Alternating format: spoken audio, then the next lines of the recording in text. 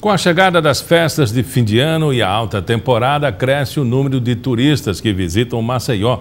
Com eles vem mais dinheiro que ajuda a movimentar a economia e a gerar empregos diretos e indiretos.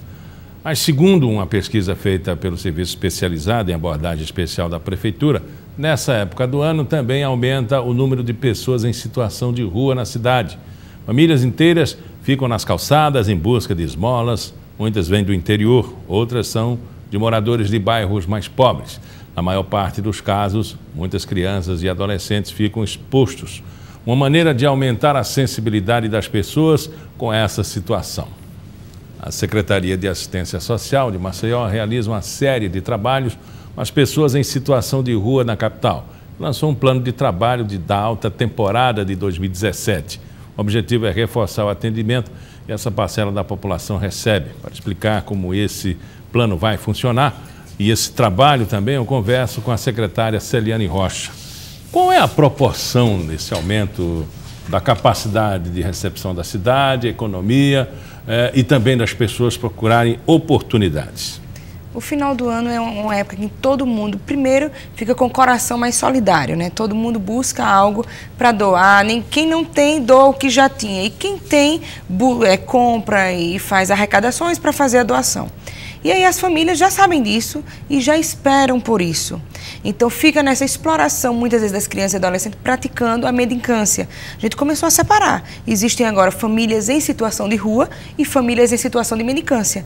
A gente chega a ter um aumento de 50% a 60% quando é na semana do Natal mesmo, de crianças e de famílias inteiras praticando a mendicância nas ruas da cidade, mais especialmente na parte baixa, onde tem mais turistas, onde tem mais pessoas com poder aquisitivo mais elevado, e aí elas fazem essa prática de mendicância, as pessoas com o coração mais amolecido pelo Natal, terminam fazendo as doações diretas. Bom, acho que dentro da repartição, reuniões para estabelecer uma medida, né? Estabelecer critérios de que maneira enfrentar isso, ou fazer vistas grossas, ou colocar a polícia para proteger, porque vai e vem, tem um acidente, alguma coisa. O que fazer é a grande pergunta. O que fazer é o que a gente busca todos os dias, né? É um grande estudo que vai depender da nossa própria rotina. A Prefeitura ela montou uma espécie de um comitê intersetorializado, né? Envolve a Secretaria de Assistência Social, a Secretaria de Segurança Comunitária, a SMCCU e todos aqueles órgãos que têm alguma vinculação com a rotina da cidade, com a rotina do ordenamento urbano, está envolvida nesse plano.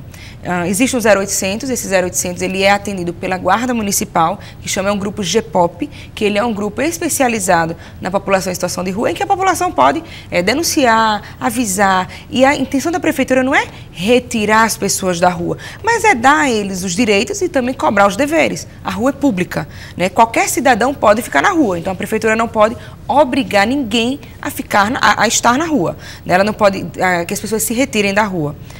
O que a Prefeitura pode fazer é orientar e, sim, cumprir o seu papel junto ao Conselho Tutelar de cobrar para que criança e adolescente não sejam explorados. Seja a exploração sexual, que existe, né, existe uma questão de prostituição infantil que a gente tem que coibir, seja o trabalho infantil, que é uma outra forma de exploração. Então, temos 5 equipes de abordagem social.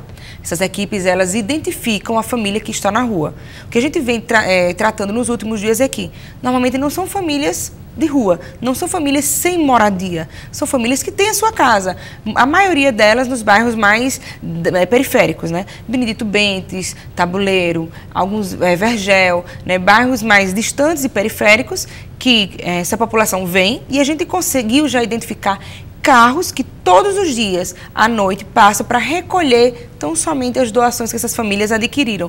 Às vezes não é uma família composta por pai, mãe e filhos, não. Muitas vezes são crianças alugadas que vêm para aumentar o volume de criança e aumentar a sensibilização social das pessoas que por ali frequentam.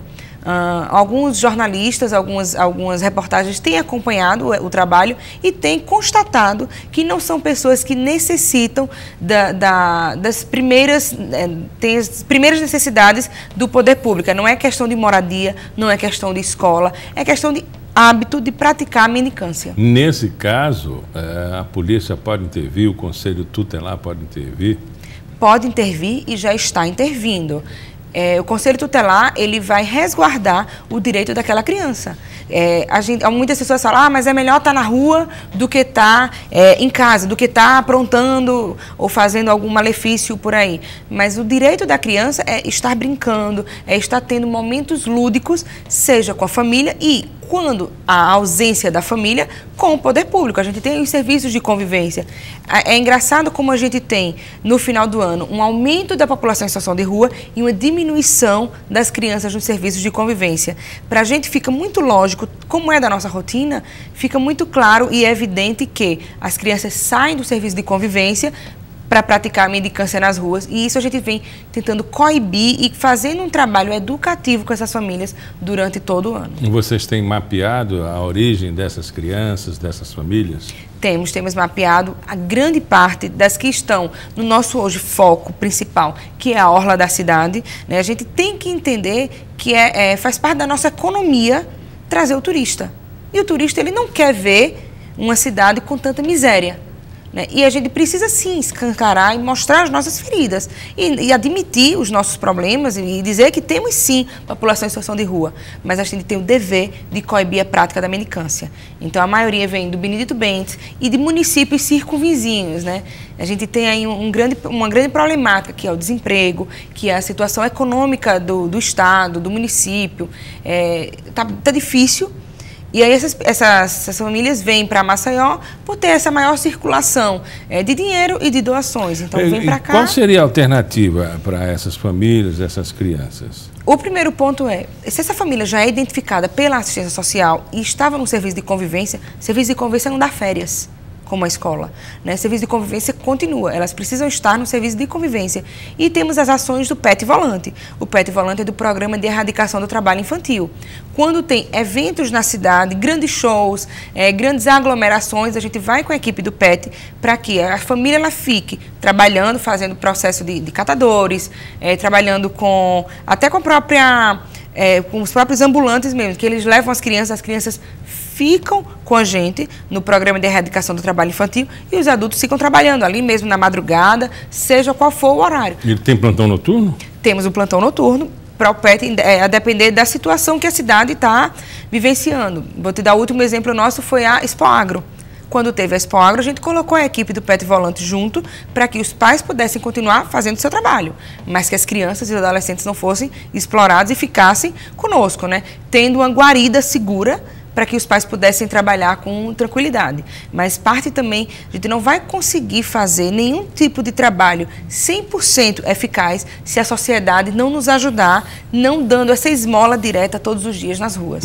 Vocês, até o ano passado, vocês instituíram um programa que era da não doação de esmola, né? E o programa continua, né? A gente vem, na alta temporada ele se intensifica, a gente já está fazendo um trabalho junto com o trade turístico, a rede de restaurantes, a Abrazel, com todo mundo que pode nos ajudar de alguma forma, orientar, divulgar e coibir a prática da doação direta. Continua lá no site da Prefeitura, continua lá no 0800 o rol de instituições que podem receber doações.